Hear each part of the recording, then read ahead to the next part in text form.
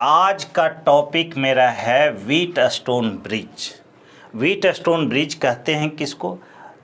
अगर Wheatstone bridge capacitor के case में आपको डिफाइन करना हो, सेम डिफिनीशन आपका रेसिस्टर के केस में होगा, रेसिस्टेंस के केस में होगा। 5 capacitors, the arrangement of 5 capacitor as shown in figure is called Wheatstone bridge. ये व्हीट स्टोन ब्रिज है। बैलेंस व्हीट स्टोन ब्रिज कब होगा? जब C5 पर इस कैपेसिटर पर चार्ज का मान 0 हो जाए, मतलब किसी प्रकार का इस पर चार्ज नहीं आए, तो इसी व्हीट स्टोन ब्रिज को हम लोग बैलेंस व्हीट स्टोन ब्रिज कहेंगे। Condition for balance Wheatstone bridge, ये व्हीट स्टोन ब्रिज कब बैलेंस होगा, किस स्थिति में, उसको हम लोगों को ज्ञात करना है और आज इसी पर हम लोग डिस्कस करेंगे। अच्छा, जब बैलेंस होगा, इस पर किसी प्रकार का चार्ज नहीं होगा कैपेसिटर पर, तो इसको रहने और नहीं रहने से कोई फर्क नहीं पड़ता है। ऐसे भी जब चार्ज नहीं होगा, मतलब ए और बी का पोटेंशियल सेम होगा। चार्ज नहीं इस पर आ रहा है, इसका मतलब कि कोई कैपेसिटर है और यह इसको 10 वोल्ट से जोड़े हो, 10 वोल्ट से, और यह भी 10 वोल्ट है, मतलब दोनों टर्मिनल के बीच का पोटेंशियल डिफरेंस 0 है। तो Q इक्वल टू ऐसे भी क्या होता है, C भी का मान 0, भी पोटेंशियल डिफरेंस है, तो V 0 तो चार्ज 0। अच्छे, दोनों पॉइंट का पोटेंशियल सेम है, मतलब दोनों एक ही तरह का पॉइंट है, A और A है। पोटेंशियल के ख्याल से हम लोग पॉइंट को अलग लेने के लिए बोले थे। जब एक ही तरह का पोटेंशियल है, तो जब भी कैपेसिटर का 2 प्लेट है, तो दोनों प्लेट अलग अलग पोटेंशियल से जुड़े हुए होते हैं, सेम पोटेंशियल से नहीं जोड़ते हैं। अगर सेम पोटेंशियल से जोड़ देंगे तो उस पर चार्ज क्या होगा, 0 होगा, मतलब वह कैपेसिटर का रहने न रहने का कोई फर्क नहीं पड़ेगा। वैसे स्थिति में यह बैलेंस के केस में यह कैपेसिटर को हम लोग यहाँ से हटा देंगे, ठीक उसी प्रकार से जैसे मेरे अंगने में तुम्हारा क्या काम है, मतलब इसका कोई काम नहीं रह जाएगा। ओके, तो जब सर्किट का प्रॉब्लम सॉल्व करेंगे और बैलेंस हमको पता चल जाएगा, तब इस कैपेसिटर को हम लोग सर्किट से निकाल देंगे। फिलहाल तो मेरा यहाँ डिस्कशन है कि condition for balance Wheatstone bridge, balance Wheatstone bridge का क्या कंडीशन है, इसको हम लोग फाइंड आउट करेंगे। तो आप देखिए कि कैसे निकालते हैं बैलेंस व्हीट स्टोन ब्रिज का। सपोज कि हमको एम और एन के बीच ये लगा हुआ है और एम और एन के बीच हमने एक सेल लगा दिया, इलेक्ट्रिक सेल, ये नहीं कि ऑफर वाला सेल लगा दिया है 10 रुपये दर्जन वाला, है ना, ये सेल लगा दिए, ये V वोल्ट का सेल। अब यह कैपेसिटर के केस में क्या निकालेगा, चार्ज निकालेगा। ये Q चार्ज यहाँ लाया, Q चार्ज नहीं लाया। इस पॉइंट को M है तो इसको भी बेसिकली M ही कहेंगे, यह N है तो इसको भी N कहेंगे। हैं एक स्टूडेंट कमेंट के तौर पर कि अगर पोटेंशियल A और B का अलग हुआ तो अलग हुआ, इसका मतलब दोनों के बीच का पोटेंशियल डिफरेंस हो गया। पोटेंशियल डिफरेंस हो गया मतलब इस पर कोई ना कोई चार्ज आ जाएगा। जब चार्ज आ जाएगा तो ये बैलेंस नहीं कहलाएगा, अनबैलेंस कहलाएगा। तो वैसे स्थिति में जब चार्ज आ गया है, ये एक्टिव कैपेसिटर है, तो इसको नहीं हटाएंगे हम। जब ये काम कर रहा है, इस पर चार्ज आ रहा है, तो इसको रहने ही देंगे, फिर अपने तरीक़ा से मिक्स ग्रुपिंग से इसका इक्विवेलेंट निकालेंगे। फिलहाल हम लोग बैलेंस व्हीट स्टोन ब्रिज का कंडीशन पढ़ रहे हैं। तो यहाँ पर एक सेल दिए Q, पोटेंशियल सेल दिए जिसका वोल्टेज है V, ये चार्ज निकाला Q, यहाँ पर आकर 2 भागों में बटेगा। एक चला गया इधर Q1, दूसरा चला गया Q2। ओके, ये Q1 यहाँ तक पहुँचेगा। अब इसमें से Q1 में से कुछ चार्ज इधर चलाया, Q3। अब कहोगे सर इस पर तो आप चार्ज नहीं, हम अभी चार्ज दे रहे हैं, अलग बात है। बैलेंस के कंडीशन में ये चार्ज Q3 का मान क्या लेंगे, 0 लेंगे। अब ये Q1 में से इधर Q3 भेज दिए हो, तो यह क्या बचेगा, यह बचेगा Q1 माइनस Q3। ये Q2 आ रहा है, Q3 आ रहा है, इधर से Q2 आ रहा है, यहाँ पर दोनों मिलेगा तो हो जाएगा Q2 प्लस Q3। इसमें बढ़ेगा तो क्या हो जाएगा, Q2 प्लस Q3। इधर से Q2 प्लस Q3, इधर से Q1 minus Q3।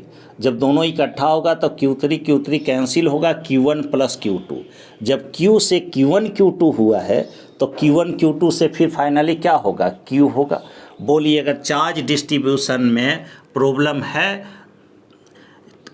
Clear, yes या नो? यह क्लियर हुआ, यस या नो? जल्दी बताइएगा। फिर से डिमांड आया है, इसको C1 का दिए, C2 का दिए, C3 का दिए, C4 का दिए, कुछ ना कुछ होगा ये सब का मान। इस पॉइंट को M कहे हैं, यह पॉइंट है N, ओके, और इसको A कहें, इसको B कहे हैं। इसके बीच में एक कैपेसिटर C5 लगा दिए। हम लोग कंडीशन ज्ञात करने वाले हैं बैलेंस व्हीटस्टोन ब्रिज का, बैलेंस व्हीटस्टोन ब्रिज का। ध्यान से देखिए, यह क्या है कि V वोल्ट का सेल लगाए, जैसे ही स्विच ऑन करेंगे वैसे ही इससे चार्ज होगा, निकलेगा Q। ये Q चार्ज यहाँ पहुँचेगा, इस पॉइंट पर, बीच में कहीं नहीं बटेगा, यहाँ पहुँचेगा। यहाँ दो रास्ता है, कुछ चार्ज इधर जाएगा जिसको कि Q1 कह दिए, इस कैपेसिटर पर चार्ज जाएगा Q2। ये Q1 इस कैपेसिटर को चार्ज करते हुए यहाँ तक पहुँचेगा। यहाँ पहुँचने के बाद Q1 को फिर दो रास्ता मिलेगा।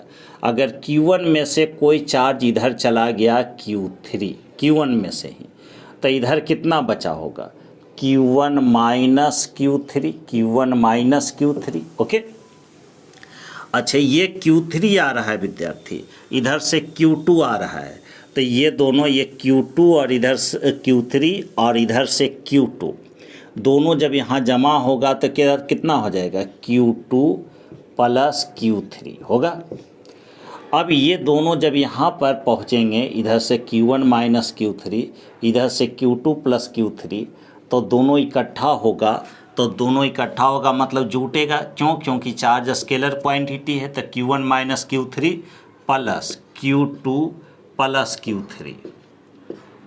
Q3 कैंसिल हुआ, तो यहाँ पर जो चार्ज बनेगा वह क्या बनेगा, Q1 प्लस Q2। जब Q से Q1 Q2 हुआ है तो Q1 Q2 से फिर क्या हो जाएगा, Q हो जाएगा। अब समझ में आया, यस या नो? जल्दी यस या नो? चार्ज का डिस्ट्रीब्यूशन समझ में आया? जल्दी रिप्लाई कीजिए हमको, तब आगे बढ़ेंगे। अब जब चार्ज का डिस्ट्रीब्यूशन हो गया, चार्ज का डिस्ट्रीब्यूशन आपने कर लिया, तो क्या करना है, अब आपको एक इक्वेशन लिखना है। क्या इक्वेशन लिखेंगे, जो देखिए सिंपल सा इक्वेशन है, चूँकि Vm minus VA plus VA minus VB plus, अब देखो Vm minus VA plus VA minus VB। अब यहाँ पर चार्ज M से B जा रहा है, यहाँ एक लॉजिक देखिएगा, M से चार्ज B पर जा रहा है। पॉजिटिव चार्ज का फ्लो हाई पोटेंशियल से लो पोटेंशियल की ओर होता है, तो ऐसे लिखने का, तो इसको लिखे ऐसे VB minus VM, VB minus VM is equal to 0। लेकिन VB कैसा पोटेंशियल है, लो पोटेंशियल है, और VM कैसा पोटेंशियल है, हाई पोटेंशियल है। कैसे आप पहचाने, क्योंकि चार्ज M से B आपने फ्लो करवाया है, तो M हाई पर B लो पर, तो लो माइनस हाई किए, VB माइनस VM किए, VB माइनस VM किए, तो ये जो होगा, ये क्वांटिटी कैसा आएगा, निगेटिव आएगा। खैर अभी कोई बात नहीं। ये जीरो कैसे किए, तो जीरो किए हैं Vm minus VA plus VA minus VB plus VB minus VM, तो B से B कटेगा, VB minus VB, VA minus, ये माइनस में प्लस में कट जाएगा, तो Vm माइनस VM ये सब कट जाएगा, तो क्या होगा, 0 होगा। ये इक्वेशन क्लियर है। ऐसे भी आप सबको जोड़िएगा, तो ए से ए, VA कटेगा, VB कटेगा, VM कटेगा, फाइनली क्या होगा, 0 होगा। इसमें बोलिए कोई दिक्कत है? क्लियर है तो यस बोलिए, अगर दिक्कत है तो नहीं, क्लियर है तो नो बोलिए, जल्दी रिप्लाई कीजिए। अब देखो विद्यार्थी, अब यहाँ पर पकड़ना है, जब Vm माइनस VA यह है, यह कैपेसिटर C1 का टर्मिनल वोल्टेज है। ये कैपेसिटर C1 के दोनों छोर का पोटेंशियल डिफरेंस है। अब याद कीजिए कि कोई कैपेसिटर है, इसके सिरों के बीच का पोटेंशियल डिफरेंस V है, इसकी कैपेसिटी C है, इस पर चार्ज Q है। तो हम बतलाए थे Q equal to CV, Q equal to CV। तो इनके बीच का potential difference V equal to क्या होगा, Q बाई C होगा, Q बाई C होगा। इस रिलेशन से V इक्वल टू लिखना चाहें इनके बीच का टर्मिनल वोल्टेज तो कितना होगा, इस पर चार्ज बाई इसकी कैपेसिटी। तो VM minus VA equal to जो होगा, इस पर चार्ज कितना है Q1, इसके बदले Q1, और इसकी कैपेसिटी कितना हुआ by C1। VM minus VA को लिखें, अच्छा, प्लस VA माइनस VB को क्या लिखेंगे इसी सिद्धांत के आधार पर, Q3 बाई C5, ओके। अच्छा, प्लस नहीं, हम लोग यहाँ कर देते हैं माइनस कॉमन लेते हैं। तो माइनस कॉमन लेंगे तो ये होता क्या, बेसिकली VM माइनस VB होता, मतलब कैपेसिटर C2 के माइनस कॉमन ले लोगे इसमें से तो VM माइनस VB होगा, जो क्या बतला रहा होगा, कैपेसिटर C2 के टर्मिनल वोल्टेज बतला रहा होगा, मतलब उनके पोटेंशियल डिफरेंस, टर्मिनल के पोटेंशियल डिफरेंस। किस कैपेसिटर के, C2 के अगर कैपेसिटर C2 के टर्मिनल का पोटेंशियल डिफरेंस लिखना होगा आपको तो क्या लिखिएगा, VM माइनस VB लिखिएगा। क्योंकि चार्ज का फ्लो है M से B की ओर, तो सर M हाई पर है, B लो पर है, तो इनके बीच का अगर पोटेंशियल डिफरेंस लिखना होगा तो VM माइनस VB लिखेंगे। लेकिन इक्वेशन में सर हमने VB माइनस VM लिखा था, ठीक है, माइनस कॉमन ले लिए तो ये हुआ VM माइनस VB मतलब कैपेसिटर C2 के क्रॉस पोटेंशियल डिफरेंस, जिसको फार्मूला से लिख सकते हैं Q2 बाई C2। किसको, VM माइनस VB को लिख सकते हैं Q2 बाई C2। तो इसको लिखे Q2 by C2 is equal to कितना हुआ, 0 हुआ। यहाँ पर किसी को आपत्ति है इस इक्वेशन में तो जल्दी बोलिए, Q2 by C2 is equal to हम लोग किए 0। इस इक्वेशन में कोई ऑब्जेक्शन है तो बोलिए, अगर नहीं दिक्कत है तो समझ गया, यस या नो। यहाँ था VB माइनस VM, लेकिन M चूँकि हाई पोटेंशियल पर है, हमको डिफरेंस लिखना है पॉजिटिव सेंस में, तो माइनस कॉमन ले लिए तो क्या हो गया, VM माइनस VB। अब इनके बीच का पोटेंशियल डिफरेंस का हाई माइनस लो का फॉर्मूला होता है इस पर चार्ज बाई इसकी कैपेसिटी। बोलिए यस या नो, यस या नो, इसलिए माइनस कॉमन लिए। एक बार फिर से सब, ओके, एक बार फिर से हम देखिए, एक सिंपल इक्वेशन लिख रहे हैं। इक्वेशन मेरा क्या है, यह एक क्लोज लूप है। इस क्लोज लूप में हम ऐसा लिखें, M का पोटेंशियल माइनस A का पोटेंशियल प्लस A का पोटेंशियल माइनस B का पोटेंशियल प्लस B का पोटेंशियल माइनस M का पोटेंशियल इज इक्वल टू 0। इसमें किसी को दिक्कत है तो बोलिए, इसमें तो कोई दिक्कत नहीं है। क्यों 0, क्योंकि A से A कटेगा, B से B कटेगा, M से M कटेगा, 0 होगा। इसको एक बार और रिपीट कर देते हैं, VM minus VA plus VA minus VB। ये जहाँ भी लिख रहे हैं पोटेंशियल डिफरेंस, उसमें पहले हाई ले रहे हैं तब लो, हाई घटाओ लो। देख लीजिए M माइनस A, तो M हाई है, A लो है। कैसे, क्योंकि चार्ज M से A जा रहा है। A माइनस B, A से B चार्ज जा रहा है।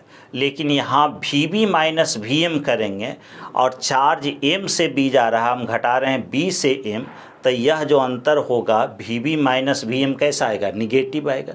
निगेटिव को पॉजिटिव बनाने के लिए माइनस से गुना करते हैं, निगेटिव को पॉजिटिव बनाने के लिए मतलब माइनस कॉमन ले लिया, तो माइनस कॉमन ले लिया तो यह भी हो गया V A minus V B. अब ये तीनों जो पोटेंशियल डिफरेंस लिखे हैं वह कैसा है, पॉजिटिव सेंस में है, पॉजिटिव है। अब किसी भी कैपेसिटर के बीच का पोटेंशियल डिफरेंस मतलब हाई घटाव लो इज इक्वल टू होता है उस पर चार्ज बाई उसकी capacity. Q equal to C भी तो V equal to Q by C.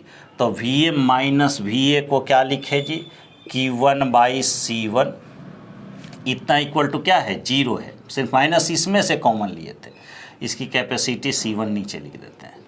Okay, अब देखो ये V A minus V A Q1 by C1, V A minus V B तो इस पर चार्ज और बाई चार्ज कितना है Q3 बाई कितना C5 minus V M minus V B तो इस पर चार्ज Q2 और बाई इसकी capacity C2 is equal to 0। अब भी कोई दिक्कत है ना, क्लियर हुआ, यस या नो?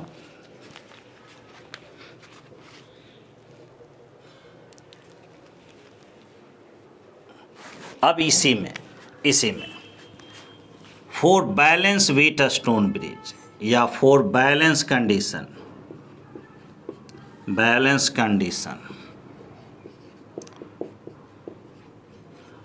की स्थिति में क्या होगा, Q3 इक्वल टू 0 हो जाएगा।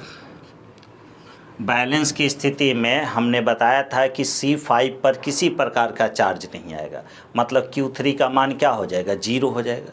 जब Q3 0 होगा तो देखो ये वाला टर्म पूरा 0 बाई समथिंग 0, तो क्या लिखेंगे Q1 बाई C1 ये तो 0 हो गया, ये माइनस है तो माइनस उधर जाकर प्लस हुआ equal to Q2 by C2। यहाँ से एक बात और लिख सकते हैं, क्या लिख सकते हैं, Q1 by Q2 equal to C1 by C2 number one.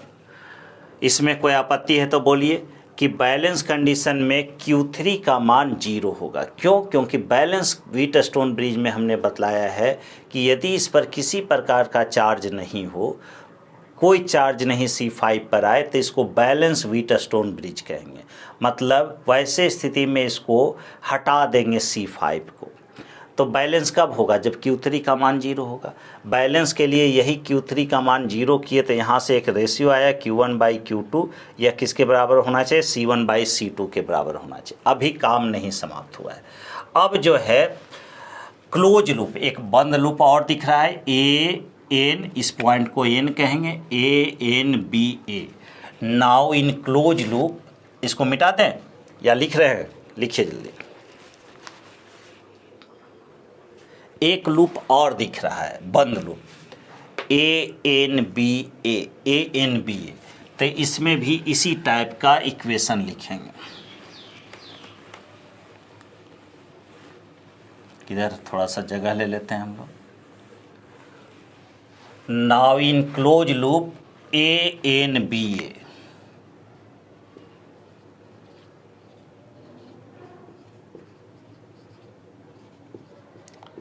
Close loop मतलब बंद पासा, ANBA में ऊपर दिखा। Now in close loop ANBA, फिर से वही कहानी दोहराइए। क्या लिखेंगे, VA minus VN plus VN minus VB plus VB minus VA। ये तय बात है कि 0 होगा। क्यों 0 होगा, देखो N से N कैंसिल होगा, B से B, A से A, तो ये तो 0 होगा। अब थोड़ा सा इसको अरेंज कर लीजिए। VA माइनस VN सही है, VA माइनस VN सही है, हाई माइनस लो है, प्लस VN माइनस VB ये गलत है।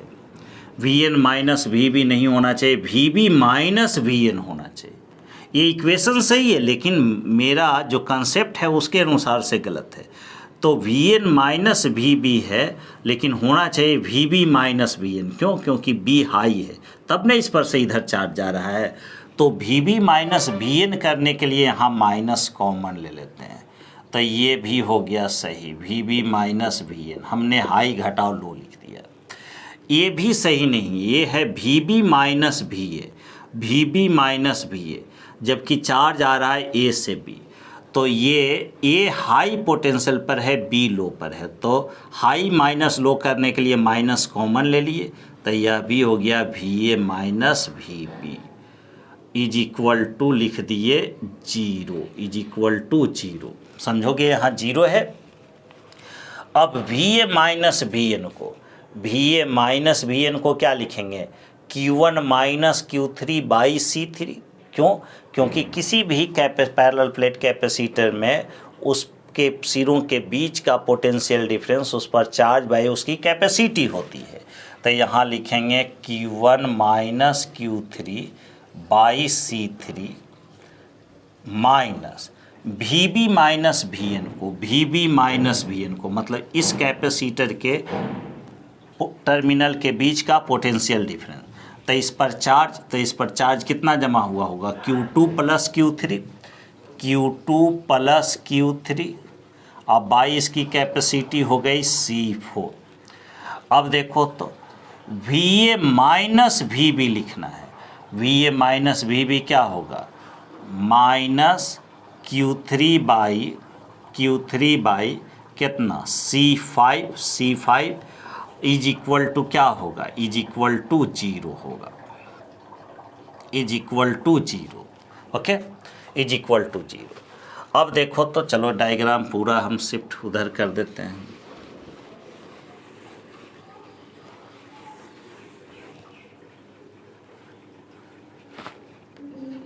जीरो जीरो फास्ट में बना दिए। ये C1 था, C2 था, C3 था, C4 था,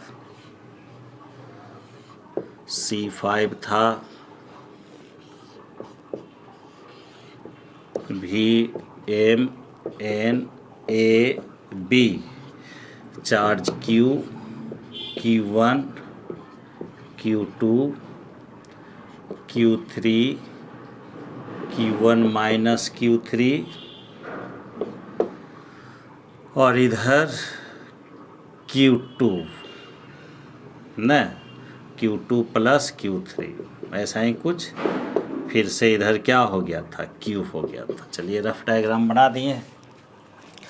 अब इसमें फिर लिखेंगे इन बैलेंस कंडीशन। बैलेंस के स्थिति में क्या होगा विद्यार्थी? बैलेंस की स्थिति में Q3 का मान हर हाल में 0 होना चाहिए, क्योंकि C5 पर किसी प्रकार का चार्ज नहीं आता है। तो जब Q3 0 होगा तो देखो तो इस इक्वेशन में जहाँ जहाँ Q3 है 0 करेंगे तो क्या बच जाएगा? Q1 by C3। Q3 का वैल्यू 0 किए तो क्या बचा? Q1 by C3। यहाँ भी Q3 का मान 0 किए तो क्या बच गया? Q2 by C4।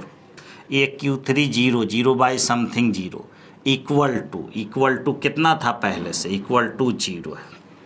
अब इसी को फिर से अरेंज करेंगे तो क्या हो जाएगा? Q1 by C3 is equal to Q2 by C4। इसी को लिख सकते हैं Q1 by Q2 equal to C3 by C4। Q1 by Q2 equal to C3 by C4। ये इक्वेशन सेकेंड हो गया। बोलिए इस डिस्कशन में कोई दिक्कत है? यस या नो?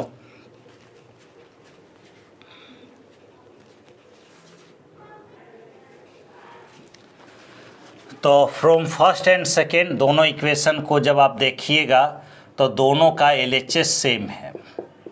जैसे फर्स्ट क्या है? Q1 by Q2 equal to कितना था? C1 बाई C2 था। और सेकेंड क्या आया आपका? Q1 by Q2 equal to C3 by C4, यही है ना। तो फर्स्ट और सेकेंड जब देख रहे हैं तो दोनों का LHS सेम है तो RHS भी सेम होगा। तो from first and second C1/C2 is equal to C3/C4, C1/C2 equal to C3/C4। This is required condition, this is required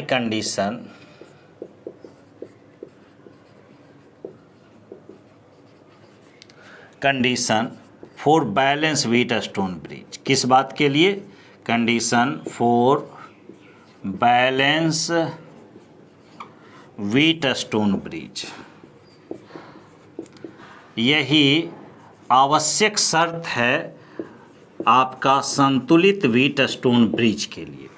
मतलब अगर C1/C2 equal to C3/C4 ratio में आ जाए तो तय है कि इस बीच वाले कैपेसिटर पर कोई चार्ज नहीं आएगा। मतलब इसको सर्किट से सीधे हम लोग हटाकर बात करेंगे। कब? जब ये दोनों का ratio C1/C2 equal to C3/C4। ध्यान इस बात का रखना है कि ऊपर लिया तो नीचे, ऊपर बाई नीचे है ना, अप बाई डाउन, या अगर नीचे में ऊपर से भाग दिए तो इधर भी नीचे में ऊपर से भाग दीजिएगा। C1/C2 कहें या C2/C1 कहें। जब C2/C1 कहें तो किसके बराबर होना चाहिए? C4/C3 के बराबर होना चाहिए। ये नहीं कि इधर का रेशियो C1/C2 हो गया और इधर का रेशियो ले रहे हैं C4/C3 और दोनों को बराबर कर दिए। जी नहीं, ऊपर नीचे, इधर ऊपर नीचे, या नीचे ऊपर, नीचे बाई ऊपर, ये दोनों बराबर होना चाहिए। होप सो कि आप समझे होंगे। यस या नो? यस या नो? समझ गए तो बोलिए यस, नहीं समझे तो जल्दी बोलिए नो। अब देखिए, इसी पर आधारित एक क्वेश्चन ले रहे हैं। एम और एन के बीच मान लिया जाए इक्विवेलेंट कैपेसिटेंस पूछ दे। Find equivalent capacity between point M and N. दिख रहा है? तो यहाँ देखो कि ये कैसा डायग्राम है। ये व्हीटस्टोन ब्रिज का है। 5 कैपेसिटर अरेंज हैं जैसा कि हम आपको बतलाए थे उसी सर्किट के अनुसार। तो यहाँ पर ये बैलेंस है या नहीं, तो देखेंगे C1/C2 मतलब 4/4 1 हुआ, इधर भी 4/4 1 हुआ। मतलब ये जो व्हीटस्टोन ब्रिज है वह बैलेंस व्हीटस्टोन ब्रिज है। वैसे स्थिति में इस पर कोई चार्ज नहीं आएगा। कोई चार्ज नहीं आएगा तो इसको हम लोग सर्किट से हटा लेंगे। सर्किट से हटा लेंगे तो अगला जो सर्किट रीड्रॉन करेंगे उसमें इसको नहीं दिखाएंगे। क्यों? क्योंकि ये कोई काम का ही नहीं है। तो ये 4 मी वेव सिंपल क्यों हटा दिए? क्योंकि ये बैलेंस व्हीटस्टोन ब्रिज है। तो बीच वाला जो सर्किट, बीच वाला जो कैपेसिटर है उस पर कोई चार्ज नहीं आएगा, मतलब वो एक्टिव नहीं है, वह कैपेसिटर आपका डेड है। 4 मी वेव उस कैपेसिटर का दोनों टर्मिनल एक ही तरह के पोटेंशियल से जुड़े हैं। यह पॉइंट हुआ एम, यह पॉइंट हुआ एन। अब बोलो कि एम पर जब चार्ज दोगे तो इधर चार्ज जाएगा, मतलब कि दोनों पर सेम चार्ज जाएगा। तो ये दोनों कैपेसिटर क्या चीज़ में होंगे? सीरीज में होंगे। ये दोनों कैपेसिटर आपस में सीरीज में होंगे। तो फिर से अगर सर्किट रीड्रॉन करेंगे तो ये दोनों कैपेसिटर के बदले 4 मी वेव के बदले एक ही कैपेसिटर लगाएंगे। एक ही कैपेसिटर लगाएंगे कितना का? आपका यह पॉइंट हुआ एम, यह पॉइंट हुआ एन। ये 4 के बदले 4 और 4 का सीरीज हो गया विद्यार्थी 2 मी वेव सीरीज में। ये दोनों के बदले एक कैपेसिटर लिखा 2 मी वेव, नीचे भी 4 का सीरीज 2 मी वेव हो गया। अब देखो, अब ये दोनों जो है आपस में पैरेलल है, तो इसलिए C इक्विवेलेंट कितना हो गया? 2 मी वेव का पैरेलल 4 मी वेव। आंसर होगा 4 मी वेव। इसी टाइप से क्वेश्चन नंबर 35 में 10 रेशियो है, बीच का ख़त्म होगा। 10 का सीरीज 5 हुआ, नीचे से भी 10 का सीरीज 5 हुआ, 5 का पैरेलल 10 हो जाएगा। क्वेश्चन नंबर 36, 37, 38 आगे आप बनाइएगा, जो दिक्कत होगा ज़रूर पूछिएगा। Okay, any doubt?